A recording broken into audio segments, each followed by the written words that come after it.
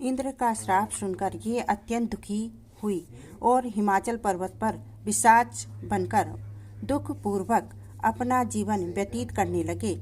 रात दिन उन्हें एक क्षण भी निद्रा नहीं आती थी। इस स्थान पर अत्यंत सर्दी थी। एक दिन पिशाच ने अपनी स्त्री से कहा, ना मालूम हमने पिछले जन्म में ऐसा कौन से पाप किए थे जिसे हमें इतनी दुखदायी यह पिशाच योनि प्राप्त हुई है। देवयोग से एक दिन महामाघ के शुक्ल पक्ष की जया नाम की एकादशी आई। इस दिन दोनों ने कुछ भी भोजन न किया और न कोई पाप कर्म ही किया। इस दिन केवल फूल फल खाकर ही दिन व्यतीत किया और महान दुख के साथ पीपल के वृक्ष के नीचे बैठ गए। वही रात्रि इन दोनों ने एक दूसरे से चिपटकर बड़ी कठिनता से व्यतीत की। सर्दी के कारण उनको रात्रि में निद्रा भी नहीं आई।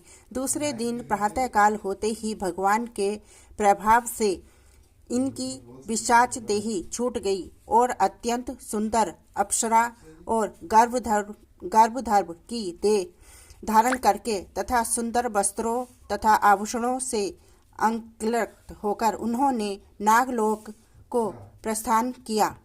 आकाश में देवगण तथा गंधर्व इनकी स्तुति तथा पुष्प वर्षा करने लगे। नागलोक में जाकर इन दोनों ने देवराज इंद्र को प्रणाम किया। इंद्र को भी इन्हें अपने प्रथम रूप में देखकर महान आश्चर्य हुआ और वे इनसे पूछने लगे कि तुमने अपनी पिशाच देह किस प्रकार छुड़ाकर पाया हो, सो सब बताओ। इस पर मालवीयवान बोले कि हे देव इंद्र, भगवान विष्णु के प्रभाव तथा जया एकादशी के व्रत के प्रभाव से हम लोग पिशाच की देह को छोड़कर पवित्र हो गए हैं और हम अत्यंत लोगों के भी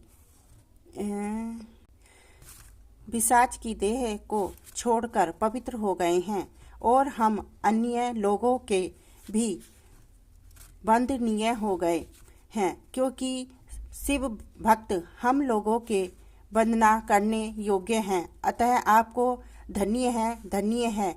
ऐसा जानकर इंद्र ने कहा, अब तुम पुष्पवती के साथ जाकर विवाह करो। हे युधिष्ठिर, इस जया एकादशी के व्रत करने से